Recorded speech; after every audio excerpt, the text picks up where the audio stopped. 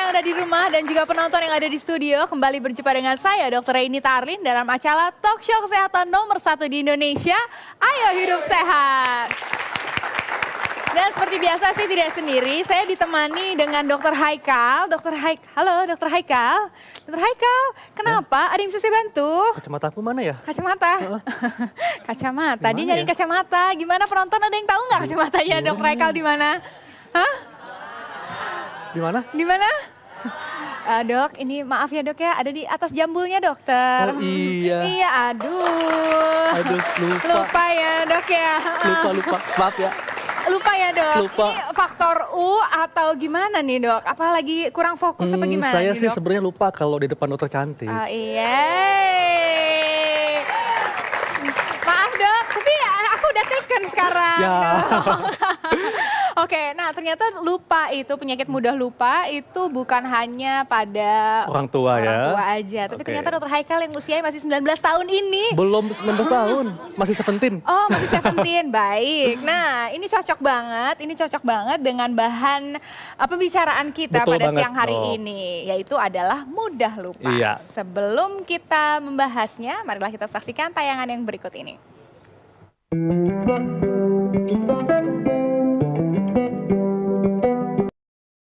Orang yang usia masih muda tapi mudah lupa nih dok. Iya, betul sekali. Dan Betul. juga kejadian ini bisa, impact-nya bisa bukan hanya ke dirinya Betul. sendiri, tapi juga ke orang-orang sekitarnya. Iya. Nah, kita akan bahasnya, namun sebelumnya marilah kita undang dokter kita, yaitu Dr. Ziki, spesialis saraf. Mari dok.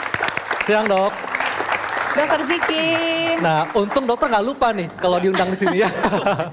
Oke, dok, ini kan banyak ya bahwa semua orang bisa berpotensi untuk mengalami mudah lupa. Dan ternyata mudah lupa ini tidak hanya dialami orang tua. Nah, ini sebetulnya kenapa orang bisa mudah lupa, dok? Kalau bicara tentang lupa itu sebenarnya faktornya banyak ya. Berarti kita akan bicara yang namanya memori atau pusat ingatan yang ada di otak dulu Ini gitu dok, kan ya. ya. Oke. Ya. Ini adalah gambaran tentang gambar secara umum, ini adalah otak kita. Ya. Jadi otak ini adalah suatu komputer maha hebat yang Tuhan ciptakan, Ya. yang gunanya salah satunya untuk sebagai hard disk juga ya, untuk menyimpan data dan segala macam dan belajar dan lain-lain. Ini contoh gambaran otak kita. Boleh saya lihat slide berikutnya? Ini seperti komputer gitu Seperti ya komputer. dok ya? Oke, ini kalau otak kita ini dibagi menjadi dua ya. Jadi ada otak kanan, ada otak kiri. Ya. Dan kalau satu bagian otak kanan misalnya kita belah sedikit gitu ya, belah lagi, maka akan dapat gambaran seperti ini. Di sini ini ada tempat yang paling penting, salah satu organ paling penting yang namanya hipokampus ini. Untuk menyimpan memori, dok. Ya, ini adalah tempat menyimpan memorinya. Iya. Ya. Memori sendiri ada yang namanya memori jangka pendek dan jangka panjang. Oke. Kalau untuk memori jangka pendek mungkin biasanya itu seperti kalau diibaratkan komputer, datanya baru masuk sampai RAM, belum masuk hard Iya. disk. Ya, jadi masih cepat disimpan, cepat kehapus. Iya. Tapi ketika sudah masuk hard disk maka bisa di-recall kembali. Iya. Mungkin gambaran 3 dimensinya ini tadi Dr. Arlin bawa ya. Ini sih nggak terlalu kelihatan ya, cuman kalau ini dibagi dua, jadi gambar yang ada di sini adalah kalau otak ini kita cungkil lagi, kita sayat sedikit lagi dalam di daerah luar, sorry. Berarti otak yang sebelah sini. Nih di belakang sini lah. Nah inilah yang namanya hipokampus, tempat Jadi, untuk memorinya. Nah, dok, tadi kan dokter bilang bahwa memori ada dua ya, ada Iya. yang jangka pendek, jangka panjang. Nah, biasanya orang yang mudah lupa itu lebih mudah lupa yang jangka pendek berarti atau gimana, dok? Yang jangka pendek betul dok, karena jangka pendek itu belum masuk ke hard disk, Iya. masih dalam data yang bisa mudah terhapus. Nah untuk sampai masuk ke hard disk itu biasanya atau bisa sampai memori jangka panjang itu diperlukan pembelajaran atau ingatan yang berulang-ulang. Iya. Oh, oke. Nah Betul. dok, ini ternyata lupa itu banyak yang bilang bahwa lupa itu adalah suatu penyakit. Betul? Ya dok, ada yang bilang ada nih lupa yang normal dan tidak normal. Iya, lupa manusiawi lah seperti Lupa yang itu. manusiawi lah ya, kita lupa-lupa dikit gitu Iya. ya. Itu gimana tuh dok? Kalau untuk lupa yang manusiawi, tanda kutip Iya. itu ya, sebenarnya mungkin adalah bukan lupa dalam arti sebenarnya ya, tapi gangguan konsentrasi. Misalnya, kita naruh kunci, kita istilahnya nggak terlalu aware atau nggak terlalu memperhatikan sama sekali. Istilahnya perhatiannya ya, bukan karena lupa. Kita lempar aja. Habis itu kita lupa kita taruh di mana, karena kita tidak Oke. memperhatikan.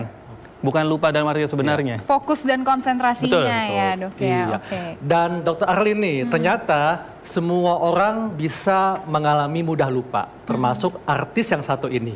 Langsung saja kita undang Faifi Rahmawati. Dokter Haikal nyari teman Siang, ya Mbak kayaknya Faifi. ya. Halo Mbak Faifi. Ini cantik-cantik ternyata kayak gosipnya mudah lupa. Bener nggak tuh Mbak? Enggak juga sih. Enggak juga. Jadi memang ada mungkin aku ada sebagian memori yang memang aku lupa mungkin karena dulu pernah mengalami KDRT ya dok. Jadi sering dipukul. Terus mungkin juga karena masalah yang terlalu berat, jadi ada sesuatu yang aku kadang lupa gitu. Jadi kayak misalnya temanku pernah cerita, dulu kan kita pernah gini-gini. Pernah ya? Apaan ya gitu, nggak inget sama sekali. Itu sejak kapan tuh Mbak? Sejak kapan tuh, Mbak? Sudah berapa lama berlangsungnya? Ya itu udah Lupa ya? lama sih gitu. Lupa. Jadi memang waktu itu juga temen kayak misalnya Iya. teman SMP atau SMA memang memori yang udah lama sekali gitu. Dr. Ziki, berarti yang dialami Termasuk yang apa tuh? yang dialami Mbak Faifi ini berarti lupa dikarenakan trauma karena cedera kepala atau gimana dok? Bisa Seperti ini. jadi, tapi bisa juga tidak. Biasanya harus ada pemeriksaan lebih lanjut untuk ngelihat ini tipe lupa yang mana dan sebabnya kira-kira karena apa. Iya, Jadi sebenarnya kalau kita ngomong setiap ada gangguan lupa itu jangan kita anggap enteng ya. Jadi Iya. Oke. lupa itu selalu kita anggap itu hal yang tidak wajar dulu sampai dibuktikan tidak. Takutnya nanti kita menganggap enteng tapi ternyata penyakit serius. Nah dok, di kategori yang tidak wajar seperti apa nih dok? Iya. Oke. Selama ini mungkin kan dianggap kalau misalnya orang tua itu Iya. karena udah pikun itu dianggap Iya. wajar ya. Sebenarnya pikun itu suatu bukan yang wajar ya, itu suatu penyakit. Itu suatu Iya. penyakit. Nah, jadi yang tidak wajar itu seperti apa? Sebenarnya banyak faktornya. Jadi untuk bicara tentang lupa ini, memori, gangguan bukan hanya ingatan doang biasanya, tapi biasanya ada gangguan bahasa, gangguan memberikan keputusan, gangguan untuk berpikir dan sebagainya. Atau mungkin nggak bisa mengenali tempat atau waktu dok? Betul, seperti itu disorientasi ya. Disorientasi. Nah, Aku pernah nonton film juga Iya. tuh yang soal satu Iya. pasang sepasang kekasih yang udah tua sampai lupa sama suaminya sendiri itu termasuk penyakit apa itu? Serem Itu ada juga salah ya. satu penyakit juga ya dokter? Iya, itu bisa kalau memang sudah usia lanjut bisa yang namanya demensia bisa jadi. iya. Dok, sebetulnya berapa lamakah otak kita bisa menyimpan ingatan atau memori? Sebenarnya tidak ada data yang pasti ya, tapi prinsipnya seperti ini. Ketika contoh deh, kita kenapa bisa membaca? Karena kita belajar dari kecil, betul? Iya. Ya kan? Atau nyetir, dok, ya? Iya, atau nyetir. Itu jadi ada yang namanya ingatan teori dan praktik ya gitu kan ya. Contoh yang praktik misalnya gini, ada orang terbentur kepalanya, dia lupa sama nama orang tuanya, nama istri segala macam dia lupa, tapi dia masih bisa nyetir. Betul? Tapi karena kenapa begitu? Karena itu tempat menyimpan memorinya beda-beda. Oke. Di otak beda-beda. Kalau untuk keterampilan itu beda, untuk ingatan yang seperti membaca dan lain-lain beda juga. Nah, kalau untuk keterampilan itu di otak bagian mana dok? Kalau untuk keterampilan itu ada koordinasi dari otak kecil atau cerebellum. Gitu. Jadi orang yang meskipun sudah pikun, bukan pikun ya, amnesia gitu misalnya ya, terkena benturan, masih bisa nyetir, masih tahu cara makan. Nah itu, seperti itu. Otak Iya. kecil di bagian ini ya dok ya? Otak kecil yang ini nih. Nah, Iya. ini. Di belakang. Oke. Nah, Dokter Alin, ini banyak sekali ya mitos yang berkembang di masyarakat terkait dengan mudah lupa. Iya dok. Ya, Salah yang satunya. pertama nih. Wanita hamil dan ibu baru menjadi pelupa. Ada hubungannya kah dok? Benar Ini nggak dok? mitos ya. Kenapa wanita hamil dan ibu baru menjadi pelupa? Enggak juga ya. Enggak Mungkin juga. ibu baru menjadi pelupa karena ngurus anak ya, jadi nggak konsentrasi mungkin. Iya. Bisa mungkin. Oh, iya. Nah, Saking yang kedua- capeknya ya, mitos ya. Yang kedua, makan brutu membuat orang menjadi pelupa. Untung saya nggak makan brutu. Untung saya nggak suka juga. Benar nggak tuh, dok? Pantat Ada ayam. apakah dengan Kalau brutu? secara ini terserah mitos ini saya baru dengar ya. Tapi mungkin ini ya karena brutu itu mengandung jeroan ya, itu kan Iya. dia mengandung kolesterol yang tinggi sehingga ada gangguan Mungkin di dari pembuluh situ. darah, aliran darah ke pusat memorinya terganggu. Iya, bisa Bisa jadi. mungkin bukan gara-gara si brutunya, mungkin si ususnya juga Jadi yang lain juga. panjang dok prosesnya Betul. ya. Oke. Yang ketiga, pelupa Nah ini aku tanda banget nih. pelupa tanda orang semakin pintar. Iya dok. Nah, ini mitos yang paling keren menurut saya ya. Ini mitos banget ini. Iya.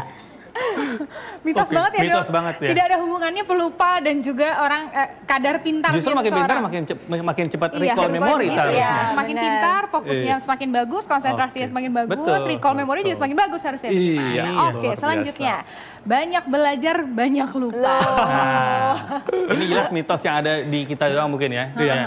Ini bukan mitos lagi, kalau saya rasa ini sesat ya ini. Sesat ya, betul-betul. Oke, nah, iya.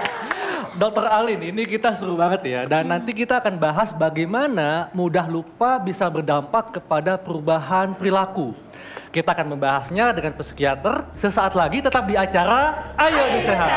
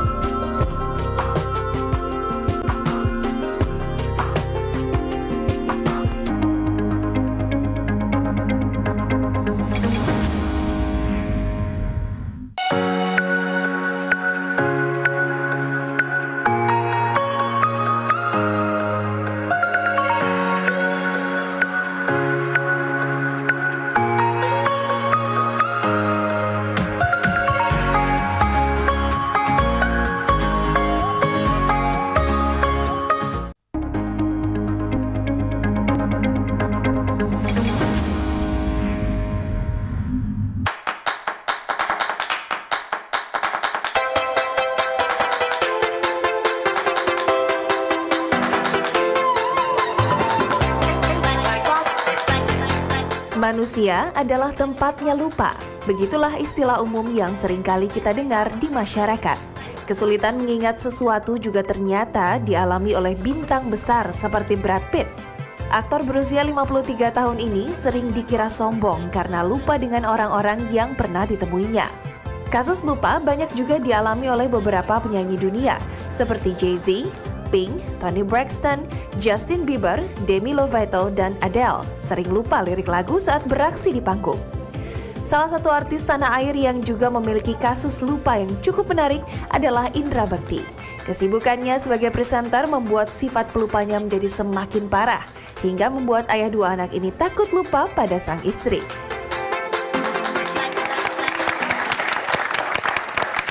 Kembali lagi bersama kami di acara Ayo Hidup Hidup Sehat.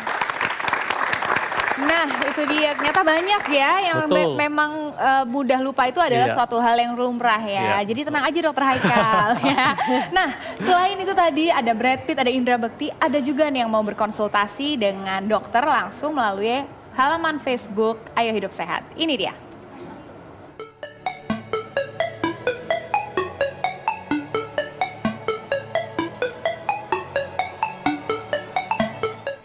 Halo, Ayo Hidup Sehat.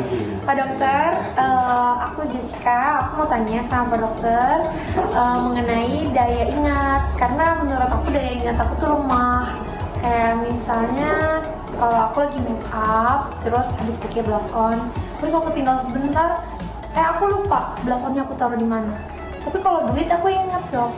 Itu kira-kira solusinya apa ya dok supaya daya ingat aku tuh bagus lagi. Terima kasih Pak Dokter, aku tunggu jawabannya. Nah, itu tadi tuh dok, Jessica Iskandar ya kan. Kalau duit inget dok, tapi kalau blush on apa-apa lupa dia. Gimana tuh dok? Jadi kalau untuk masalah lupa yang kayak seperti ini ya, itu bisa jadi karena emang kurangnya tadi atensi atau perhatian atau kurang fokus ya, kalau orang zaman sekarang bilangnya kurang fokus gitu ya. Gagal fokus gitu dok. Nah, Kalau fokus ya. itu biasanya bisa dilatih dengan hal-hal yang sebenarnya cukup simpel ya, seperti misalnya kita banyak baca, kita isi TTS, kita main puzzle atau kita apapun itulah gitu kan Seperti ya. ini dok ya, isi TTS. Ya, isi TTS. Gunanya untuk apa sih seperti ini?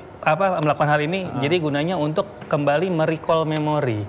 Karena secara umum sebenarnya sel otak kita itu tidak akan bertambah di usia dewasa, bahkan cenderung mengalami kematian.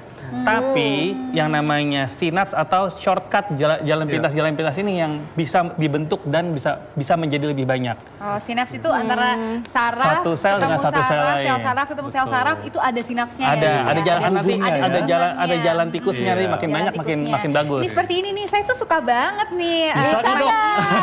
Bisa nggak? Saya ini yang ngelepasin stikernya. Oke. Iya. Dok, tapi benar nggak sih kalau kata orang tuh kalau mau menambah daya ingat zikir aja, itu termasuk nggak? Termasuk. Termasuk ya? Iya. Bagus. Bagus. Dok, nah adakah perbedaan otak yang sehat dengan otak yang suka mudah lupa? Ya, jadi ada yang namanya penyakit Oke. lupa Ini, itu Dok, paling kita lihat, sering. Dok, ya. Nah, ini. Nah, ini yang sebelah sana otak sehat. Yang ini- sebelah sini adalah otak sehat, Iya. ya.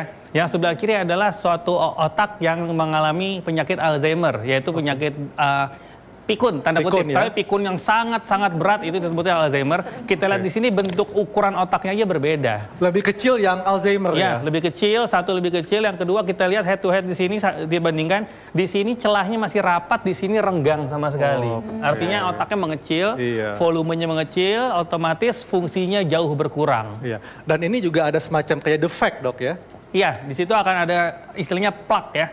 Istilahnya plak. Jadi kayak semacam ada protein yang membentuk apa ya? Seperti kotoran dia nempel di otak tersebut. Oke. Nah, itu Nah, dia. Ya, Dok. Jadi untuk menjaga supaya otak tetap optimal fungsinya, selain kita melatih dengan tadi ya membaca, belajar, TTS, apalagi, Dok? Makanan semuanya atau gimana? Makanan bisa berpengaruh. Jadi untuk masalah kelupaan ini Iya. atau kepikunan yang kita bicara yang ekstrim, itu dipengaruhi oleh banyak hal ya. Banyak faktor lingkungan, faktor genetik juga berpengaruh ternyata. Keturunan juga bisa ya? Keturunan juga bisa. Jadi kalau mudah lupa bisa keturunan juga? Bisa, tapi nggak banyak. Oke. Nah, Iya. Jadi bisa seperti itu. Jadi untuk masalah makanan juga harus kita jaga. Karena makan makanan yang bisa membuat gangguan di Iya. pembuluh darah, menyebabkan aliran darah ke pusat memori itu terganggu. Oke. Nah, kalau gitu apa, Dok? Ya, Ada silakan, juga dok yang bilang dok bahwa makan minyak ikan itu bisa Iya. membantu supaya kita nggak lupa, bener nggak dok? Minyak ikan itu mengandung antioksidan tinggi ya, biasanya yang omega segala Omega. macam. Iya. Ini akan membuat dinding pembuluh darah menjadi licin. Ya, dinding pembuluh darah menjadi licin sehingga aliran darah lebih lancar. Oke. Jadi secara tidak langsung iya. Iya. Dan minyak ikan ini juga mengandung apa ya istilahnya lipoprotein atau lemak yang digunakan untuk membuat dinding sel. Dan dinding sel otak ini bisa dibentuk pada anak-anak kurang dari 5 tahun. Setelah lebih dari 5 tahun tidak, tapi pembuluh darah yang bisa dijaga. Iya. Oke, Dok, Dr. Arlin juga dan Mbak Faifi ya, ternyata penyakit pikun ya, ini juga bisa berdampak ke faktor perilaku dan emosional.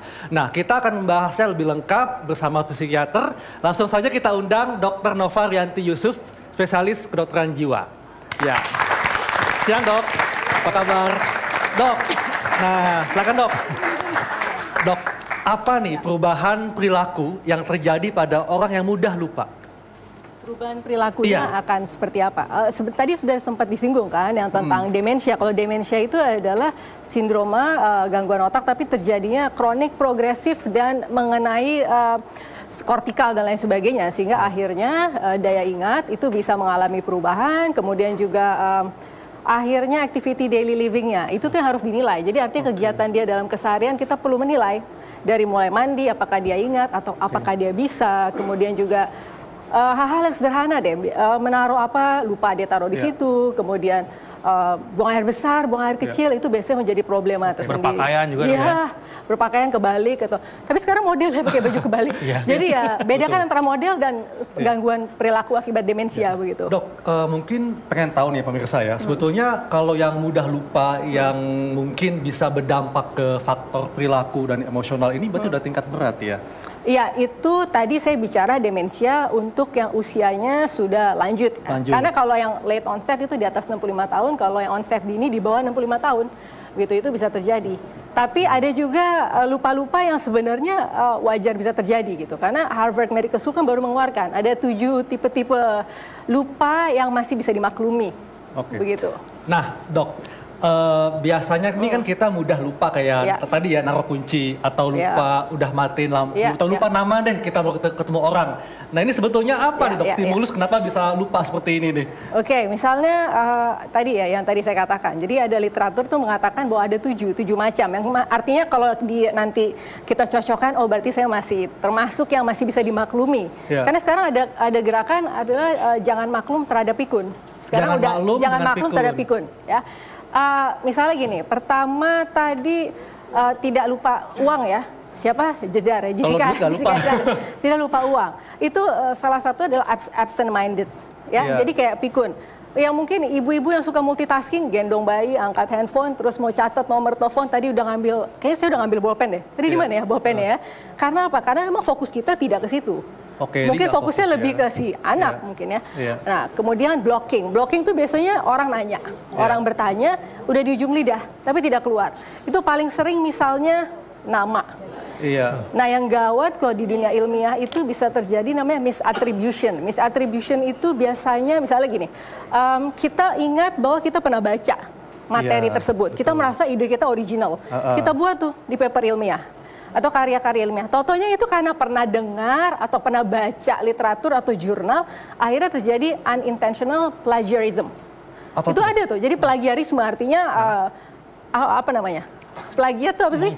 Mengcopy ya. Tapi sebenarnya itu bukan ide original dia, tapi karena dia pernah dengar, pernah membaca, tapi dianggap itu sebagai ide original dia. Itu bisa sampai separah itu. Jadi jangan pada ngaku-ngaku ya nanti ya pas lagi buat tugas, oh enggak, saya nggak sengaja kok plagiatnya. Gitu. Nah itu bisa terjadi. Jadi bias-bias, ada bias-bias bisa terjadi. Jadi misalnya kita melihat sebuah peristiwa, tapi pada saat kita melihat peristiwa itu kita ada disertai dengan mood kita lagi bagaimana gitu ya, melihat kejadian itu.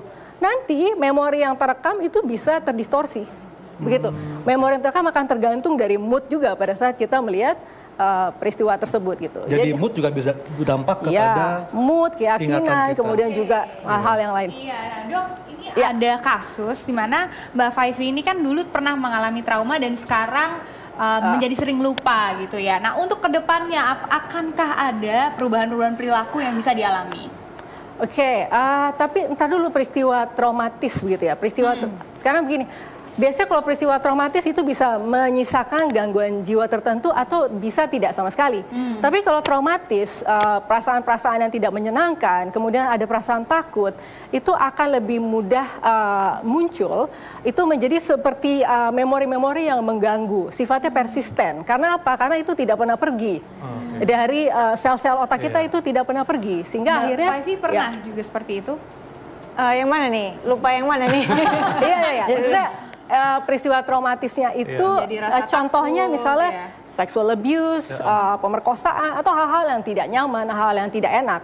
Nah sekarang lagi banyak dituntut kan. Sekarang di Hollywood trennya lagi mengejar produser-produser yang melakukan itu karena memang tidak pernah pergi peristiwa-peristiwa traumatis dari memorinya dia. Kadang memang iya. Yang dialami karena kan misalnya kayak ya memang karena aku mengalami kayak kekerasan terutama berupa fisik, psikologis, seksual. Jadi kadang-kadang ada yang ditakutkan akan terjadi lagi. Kadang-kadang seperti itu. Biasanya apa nih Mbak Faifi stimulus rangsangan yang bisa memicu munculnya ikatan itu? Nggak dengar. Biasanya apa nih? Biasanya ya kayak misalnya dalam menjalin hubungan ya aku selalu defend gitu, menjaga diri sendiri yang kayak harusnya dia tidak ada seperti itu, misalnya dia nggak bermaksud seperti itu, aku jadinya kayak wah nanti kamu begini lagi gitu. Iya, karena memang memori-memori orang itu biasanya ada orang takut kehilangan memori, tapi justru kalau peristiwa traumatis itu malah bertahan, itu yang juga akhirnya menimbulkan masalah. Bisa menjadi depresi misalnya, atau depresi terselubung. Kita merasa kita tidak depresi, tapi sebenarnya kita mengalami depresi, sehingga ada memorinya yang masih terekam. Terus memori ini sifatnya sangat tidak nyaman buat kita. Bisa juga jadi PTSD yang benar-benar sampai post traumatic stress disorder. Nah ini juga akhirnya muncul flashback. Flashbacknya persisten, flashbacknya sering muncul lagi gitu. Ya ada flashback juga, tapi ada juga gini kayak misalnya kejadian yang masa lalu, kayak misalnya temanku dan aku pernah seneng-seneng di suatu tempat, tapi aku nggak ingat sama sekali. Mungkin apakah itu karena dulu itu sering kena pukulan di kepala, ataukah karena saya terlalu stres saat itu karena banyak sekali masalah yang membuat saya lupa kejadian itu gitu. Nggak inget sama sekali loh. Bukan lupa lagi, nggak inget. Mungkin kan ada gambaran, ada pattern yang oh iya dulu pernah kesini tapi aku lupa ngapain gitu. Enggak sama sekali. Itu karena apa, Dok? Oke, tadi saya mengatakan bahwa ada yang masih melekat, masih terekam. Tapi ada juga kondisi-kondisi, ada istilahnya amnesia disosiatif. Amnesia disosiatif itu kita melupakan peristiwa yang tidak nyaman, yang tidak menyenangkan, dan itu secara itu berubah, hilang dari memori kita. Dan jadi ada juga peristiwa-peristiwa yang tidak menyenangkan, stressful event begitu, yang akhirnya juga hilang. Itu salah satunya adalah ada kriteria pedoman diagnostiknya, yaitu istilahnya amnesia disosiatif. Gitu. Justru itu memang ada stressful event yang malah. Jadi bisa dua macam ya, bisa melekat atau malah bisa menjadi amnesia, begitu. Amnesia disosiatif. Sangat jelas sekali ya. Dokter Nova, Dok, ini nih tips bagaimana untuk mempertahankan memori atau mencegah memori yang sifatnya traumatik itu tidak muncul kembali. Ya. Oke, suka dansa, gitu kan? Karena memang ada teman sejawat saya melakukan penelitian begitu, dan juga bukan di Indonesia, di luar negeri. Jadi tergantung sih culture-nya apa. Kalau suka jazz dance, hip hop atau apapun, pokoknya itu semua akan membantu menumbuhkan lagi sel-sel saraf-saraf di otak seseorang begitu. Jadi itu menstimulus tarian-tarian dan lain sebagainya. Atau kita mempelajari hal baru ya, seperti itu. Hal baru boleh, tapi kalau ini kayak muda-muda semua, pasti suka deh dance, nari dan lain sebagainya. Tapi lebih yang terkoreografi. Karena itu akan melatih memori. Ya kalau cuma begitu aja kan nggak ada ini ya, tidak ada memorinya. Poco-poco misalnya, itu kan ada step-steps yang kita pelajari. Momere misalnya, itu kan ada hal-hal yang harus kita pertahankan, tapi fun, ada musiknya dan lain sebagainya. Jadi lebih banyak yang terstimulus begitu. Ya, dansa aja, dansa. Dansa. Oke, jadi bagi Anda yang pernah mengalami atau yang pernah mengalami memori atau ingatan yang tidak menyenangkan atau mudah lupa, Anda bisa melakukan atau mempelajari hal baru yang menyenangkan ya, seperti menari, berdansa. Boleh menambahkan, jangan lupa ke psikiater, tidak apa-apa, ke psikiater tidak akan mendapatkan stigma. Ya, karena peristiwa-peristiwa traumatis itu kadang-kadang butuh juga istilahnya desensitisasi, dan itu butuh guidance, butuh ada yang membantu dia untuk secara bertahap menghilangkan peristiwa-peristiwa traumatis dari memorinya, begitu. Jadi ya ada dua pilihan itu tadi. Terima kasih Dr. Nova. Terima kasih untuk kehadirannya dan sangat jelas sekali, dan Dr. Alin, Dr. Ziki dan Mbak Faifi. Setelah ini kita akan lihat ya bagaimana kebiasaan masyarakat yang suka menyimpan air botol dan terkena sinar matahari langsung. Sesaat lagi tetap di acara Ayo Hidup Sehat. Kayaknya sering tuh.